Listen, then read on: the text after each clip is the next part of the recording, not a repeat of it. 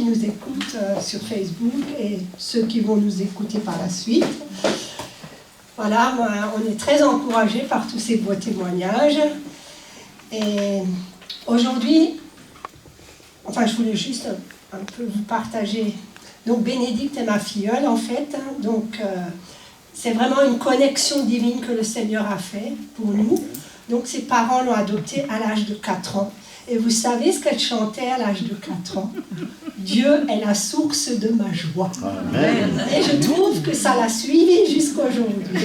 Et son témoignage m'a vraiment encouragée parce que je vois qu'elle avance avec le Seigneur et que même sa petite jeunesse, elle a toujours aimé le Seigneur et elle va de l'avant. Et ça nous encourage et ça doit nous encourager tous. Donc, le message aujourd'hui, c'est « Prenez possession de votre héritage en Christ ». Donc, définition d'un héritage. Un héritage, déjà, ce n'est pas une donation. Un héritage, c'est un patrimoine laissé par une personne décédée et transmis par succession. Mais qui donc est mort pour nous laisser un héritage? Ben, Christ est mort. La Bible nous présente une croix, la croix sur laquelle Jésus, le Christ, a souffert et est mort. Plus de 175 fois, le Nouveau Testament mentionne directement cette mort. Mais bien d'autres textes y font allusion dans l'Ancien Testament. Cette prédication de la croix, c'est-à-dire de la mort de Jésus, a été le thème fondamental de la prédication des apôtres. Pour ça, on va lire 1 Corinthiens 15, versets 3 et 15.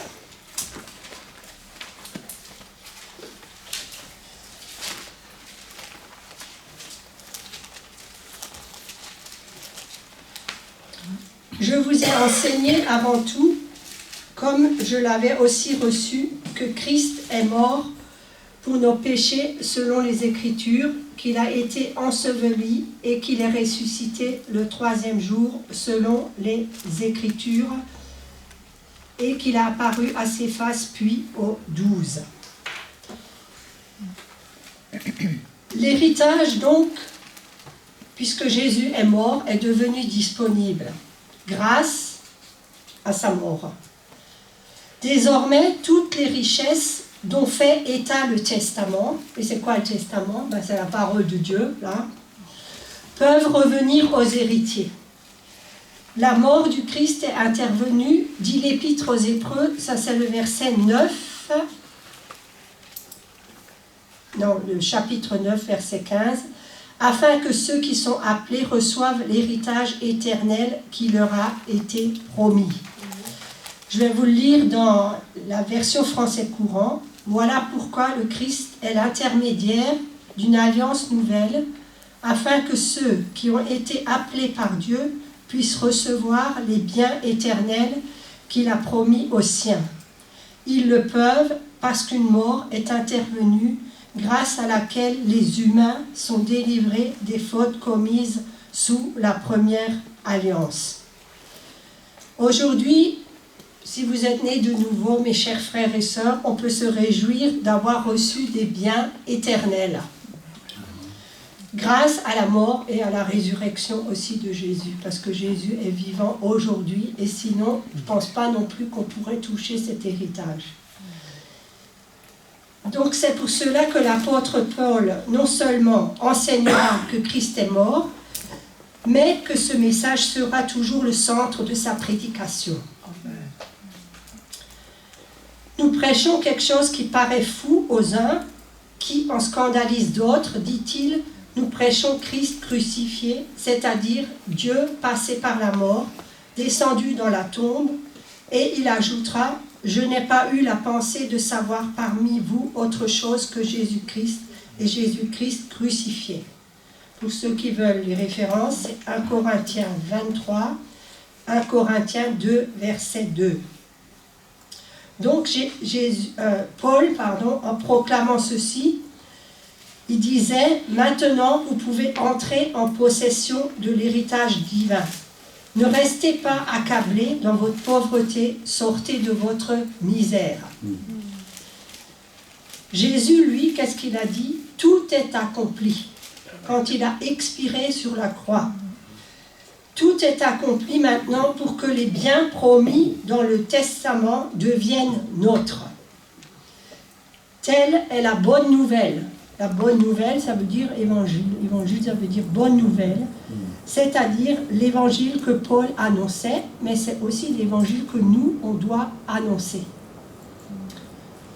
Jésus avait dit à ses disciples, « Il vous est avantageux que je m'en aille, car si je ne m'en vais pas, le Consolateur, celui qui a été promis, ne viendra pas à vous. »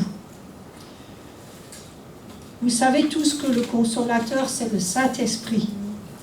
Et il est précisément, nous affirme le Testament, le gage de notre héritage. C'est-à-dire l'acompte de notre héritage. Et merci Seigneur, parce qu'on peut déjà jouir de cet héritage sur terre. Éphésiens 1, verset 14, donc c'est la version Semeur, c'est cet esprit qui constitue l'acompte de notre héritage en attendant la délivrance du peuple que Dieu s'est acquis. Ainsi, tout aboutit à célébrer sa gloire. Jésus a dit, « Ma vie, personne ne me l'ôte, mais je la donne de moi-même. J'ai le pouvoir de la donner et j'ai le pouvoir de la reprendre. » Jean 10, verset 18. Mais Jésus n'a pas repris sa vie, il aurait pu le faire et pas aller jusqu'à la croix. Mais il l'a donné librement et tout entière pour que nous entrions en possession de l'héritage promis. Alléluia. Il l'a donné, c'est-à-dire qu'il s'est fait pauvre infiniment, afin que par sa pauvreté nous devenions riches infiniment. Il ne parle pas seulement, c'est pas quelque chose de matériel, c'est quelque chose de spirituel. Et vous savez, quand on a Dieu et quand on a Jésus, on est infiniment riche. Parce que souvent, Paul il dit toujours, par exemple, quand vous avez un besoin, Paul il dit toujours, enfin mon mari, je ne parle pas de l'apôtre Paul, il dit toujours, tu sais, mon père il est milliardaire, il peut te le donner. Et donc, comme on a entendu ce matin, Dieu prend soin de ses enfants. Et c'est déjà un héritage qu'on peut avoir ici sur cette terre. Car vous connaissez la grâce de notre Seigneur Jésus-Christ, qui pour vous s'est fait pauvre, de riche qu'il était, afin que sa pauvreté vous fussiez enrichis. Il a donné sa vie, il est mort pour nous permettre d'entrer en possession de l'héritage divin. Il l'a fait parce qu'il nous aime. Parce qu'il nous aime du plus grand amour qui se puisse concevoir. Parce qu'il ne veut pas que nous restions dans la détresse et dans la mort. Parce qu'il ne veut pas jouir seul des richesses insondables de son héritage, parce qu'il veut que nous y ayons part, chacun de nous, vous comme moi. Il veut partager avec nous cet héritage. Tout ce qu'il pouvait accomplir, il a accompli. Que pouvait-il faire de plus ? Il ne pouvait pas faire plus. Donc laisser un héritage, c'est l'affaire des parents et non des enfants. Aucun enfant ne se préoccupe si ses parents lui laisseront ou pas un héritage. S'il en trouve un, gloire à Dieu, et s'il n'en trouve pas, ce n'est pas non plus la fin du monde. Mais les parents se débrouillent de leur côté pour laisser un héritage à leur progéniture. Qu'importe la situation financière ou le statut social des parents, tous désirent laisser un héritage aux enfants. C'est normal, on aime leur laisser notre bien. Voilà. Pour pouvoir bénéficier de notre héritage en Christ, il y a quand même une petite condition, nous devons être ses enfants. Nous devenons enfants de Dieu au moment où nous sommes sauvés, en étant adoptés dans la famille de Dieu par notre relation avec Jésus-Christ. Mais à tous ceux qui l'ont reçu, à ceux qui croient en son nom, elle a donné le pouvoir de devenir enfants de Dieu, lesquels sont nés non du sang, ni de la volonté de la chair, ni de la volonté de l'homme, mais de Dieu. Ça, c'est Jean 1, versets 12 et 13. Donc, si vous n'êtes pas enfant de Dieu, vous pouvez le devenir. Romains 8, versets 14 à 17. En effet, tous ceux qui sont conduits par l'Esprit de Dieu sont fils de Dieu. Et vous n'avez pas reçu un esprit d'esclavage pour être encore dans la crainte, mais vous avez reçu un esprit d'adoption par lequel nous prions Abba, Père. Et maintenant, je pense comme ma filleule, elle a été adoptée, elle sait bien que ses parents, ils prendront toujours soin d'elle.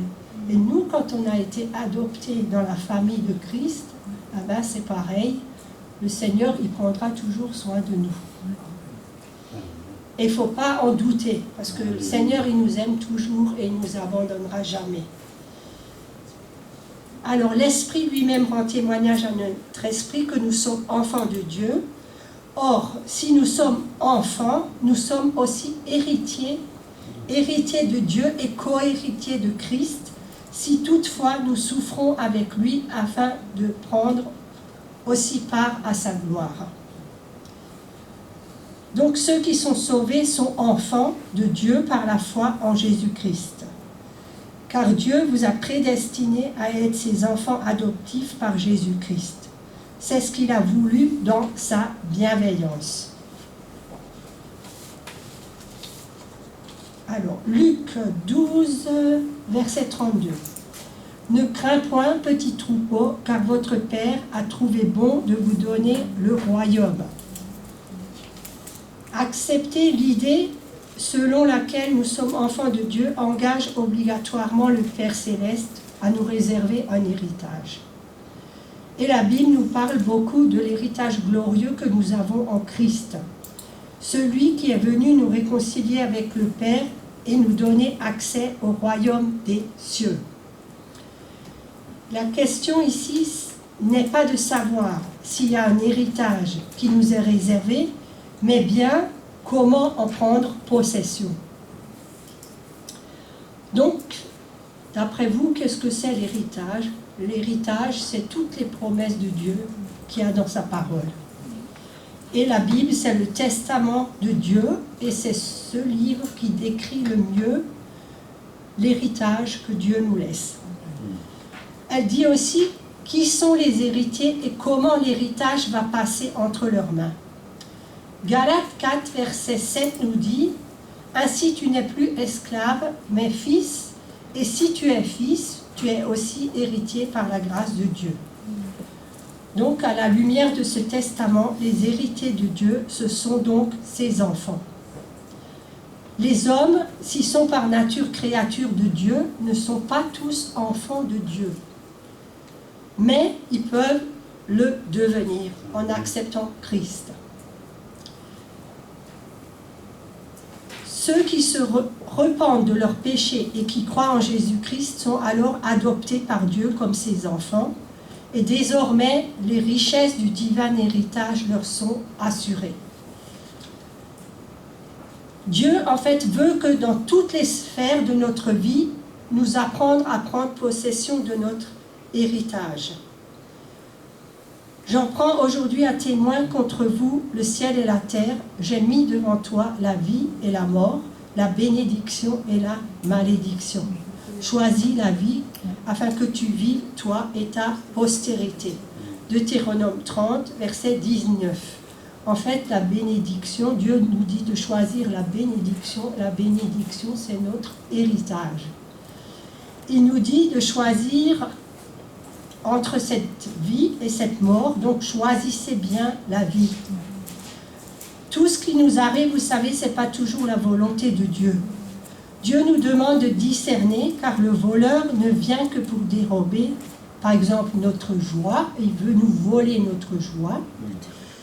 Il vient égorger et détruire. Il veut détruire nos familles. Il veut aussi détruire nos couples. Donc, restons sur le fondement de la parole de Dieu. Et Jésus est venu, il est venu nous donner la vie et la vie en abondance. on doit comprendre aussi que le diable rôde comme un lion rugissant, cherchant qui il va dévorer. Bon, vous pouvez toujours lui dire, s'il vient vous embêter, je ne suis pas comestible, va-t'en. Donc, il nous faut prendre l'autorité que Dieu nous a donnée et dire à l'ennemi, non, ça c'est mon héritage, tu n'as pas le droit d'y toucher. Pas les pattes, je dirais, parce que bon, c'est comme un lion, on peut lui dire, bah les pattes. Dans l'Ancien Testament, on voit que le peuple d'Israël n'est pas toujours rentré dans son plein héritage, que Dieu pourtant lui avait donné. Donc Agnès nous a bien expliqué ça la semaine dernière. Donc ça part de Moïse et de la terre promise. Dieu avait dit à Moïse, tout ce que votre pied foulera, je vous le donne. Josué 1, verset 3. Tout lieu que foulera la plante de votre pied, je vous le donne, comme je l'ai dit à Moïse. Ben nous aussi, des fois, on doit fouler avec notre pied spirituel et réclamer ce que le Seigneur nous a donné et dire à l'ennemi de s'en aller au nom de Jésus. Parce que Dieu, il veut pas qu'on reste dans cette faiblesse, mais Dieu, il veut un peuple victorieux, il veut un peuple qui est fort et qui est vainqueur. Donc, voici l'héritage. Il comporte les promesses de Dieu, dit l'Épître aux Hébreux, dans le chapitre 6, verset 12, en sorte que vous ne vous relâchiez point et que vous imitez ceux qui, par la foi et la persévérance, héritent des promesses. Et là, vous pouvez un peu imiter ceux qui, par la foi, Abraham, Moïse, tous ces personnages importants dans la parole de Dieu, qui ont hérité des promesses. Donc, il y a 80 000 promesses, au moins dans la Bible. Elles concernent toutes sortes de sujets. Vous savez, si vous avez un problème, priez et Dieu, il peut vous répondre directement par un verset dans la parole de Dieu. Certaines aussi promesses ont déjà trouvé un accomplissement. D'autres s'accompliront aussi sûrement car Dieu est fidèle. Cet héritage, premièrement, c'est le salut. L'Épître aux Hébreux, entre autres, dit que les anges de Dieu exercent un ministère en faveur de ceux qui doivent recevoir le salut en héritage. C'est la vie éternelle. Nous devenons héritiers de la vie éternelle afin que, justifiés par sa grâce, nous devenions en espérance héritiers de la vie éternelle, écrit l'apôtre Paul, et Jésus de son côté déclare que quiconque aura tout quitté pour lui héritera la vie éternelle. Matthieu 19, verset 29. En plus, cette vie, elle doit être abondante et totale. Jean 10, verset 10, donc c'est le même verset que je vous ai lu avant, le voleur ne vient que pour dérober, égorger et détruire. Moi, je suis venu afin que mes brebis aient la vie et qu'elles soient dans l'abondance.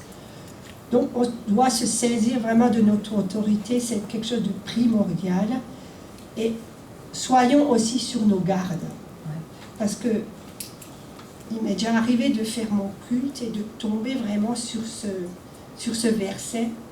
Et le Seigneur, il me disait, aujourd'hui, sois sur tes gardes.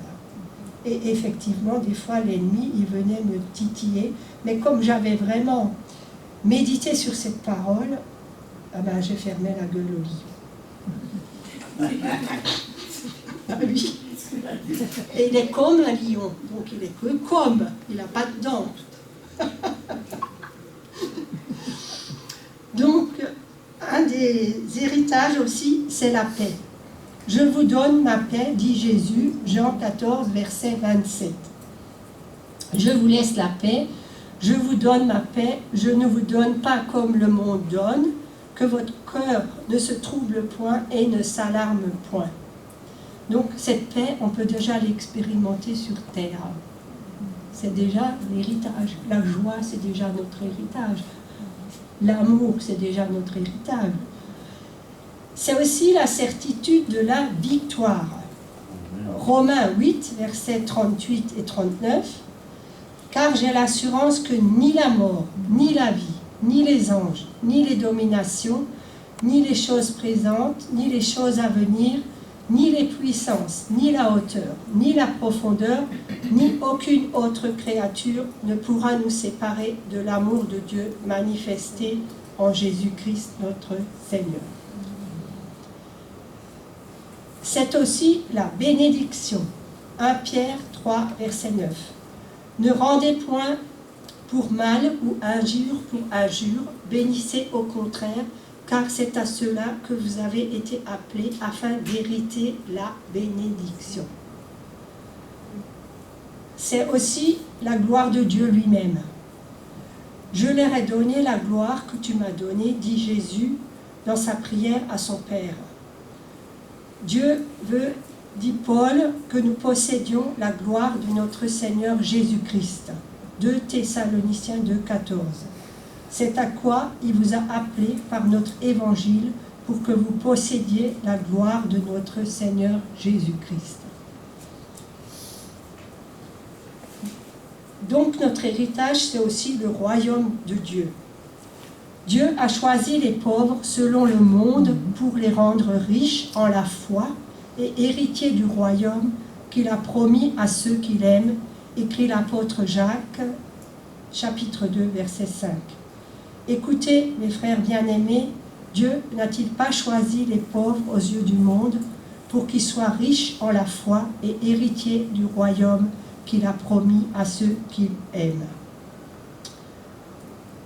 Jésus précise qu'un jour, il dira à ceux qui l'auront suivi, « Venez, vous qui êtes bénis de mon Père, recevez en héritage le royaume qui vous a été préparé dès la création du monde. » Matthieu 25, verset 34.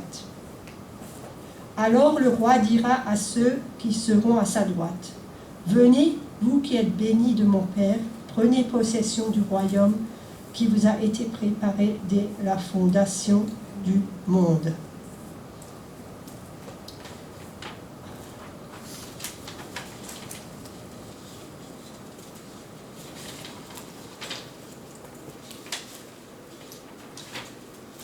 Alors, il y a un verset qui dit, dans 1 Corinthiens 3, verset 21, « Tout est à vous, parce que Dieu lui-même s'est donné. » Et encore cette parole du Seigneur lui-même, « C'est moi qui suis ta part et ton héritage. » Ça, c'est dans Nombre 18, 20, verset 20.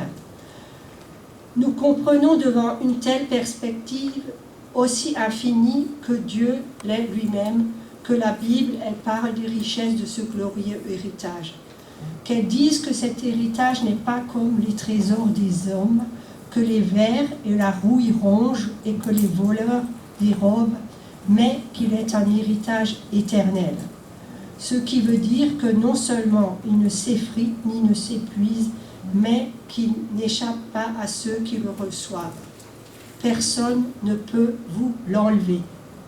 Donc, si vous avez cet héritage, personne ne peut vous l'enlever. Tous les autres héritages sont éphémères, même ceux qu'on a sur Terre. Vous savez qu'un jour tout va disparaître, même si vous avez une belle maison, une belle voiture, un compte en banque, vous n'emmenez rien. Mais celui-là, il demeure à jamais. La Bible dit encore que c'est un bel héritage, le plus beau assurément, et qui de plus est délicieux. Psaume 16, verset 6. J'aime bien le mot délicieux, ça fait comme un gâteau. Bon, c'est pour les gourmands. Un héritage délicieux mais échu, une belle possession mais accordée. Psaume 16, verset 6. Mais tout ce qu'on pourra dire pour décrire cet héritage ne permettra jamais que d'en donner un aperçu sommaire. Les richesses divines, en effet, sont telles qu'il nous est impossible d'en sonder l'immensité. Christophe Colomb découvrit le Nouveau Monde, mais qu'en connut-il? Son immensité, ses richesses extraordinaires, les chutes du Niagara, les rives de l'Amazone, et pratiquement tout ce monde ne lui révélèrent aucun de leurs secrets. Depuis, des générations d'hommes ont fait toutes sortes de découvertes en Amérique, mais on ne connaît pas encore totalement cet immense continent. C'est pareil avec notre héritage, on ne connaît pas encore tout ce que le Seigneur a pour nous en réserve. Ainsi sont les croyants en face de l'héritage qu'ils doivent recevoir. Ce qu'ils en connaissent, ce n'est encore que le commencement. Ceux qui veulent se donner la peine d'y pénétrer, en sondant ce que la Bible en dit, iront de découverte en découverte et découvriront aussi des trésors cachés. De même, l'héritage de Dieu réserve des surprises inimaginables. On va de ravissement en ravissement au fur et à mesure qu'on apprend à le connaître. L'évangéliste Étienne, dont parle le livre des Actes des Apôtres, après avoir jeté un regard dans cet infini de la gloire de Dieu, mourut paisible bien que lapidé. Vous pouvez lire cette histoire dans Acte 7, versets 54 à 60. Plus tard, les martyrs préféreront être dévorés par les fauves plutôt que de renoncer à cet héritage divin. Et après eux, combien d'autres ont tout quitté, tout abandonné pour le recevoir. Et vous, je vous pose la question, avez-vous choisi de suivre Jésus-Christ? Et on ne sait pas ce qui nous attend. Peut aussi être, quelqu'un de nous peut aussi être un martyr. Et voilà, pour recevoir l'héritage, il faut être prêt à payer le prix. Donc c'est passionnant, tout l'héritage de Dieu nous appartient. Nous partageons l'héritage avec Jésus-Christ. Tout ce qui appartient à Jésus nous appartient également en tant que fils de Dieu. Mais il y a un si qui suit et parfois les gens lisent la Bible et le sautent. C'est un si important et il nous faut le lire. Or, si nous sommes enfants, nous sommes aussi héritiers de Dieu et co-héritiers de Christ. Et voilà le si toutefois nous souffrons avec lui afin d'être aussi glorifiés avec lui.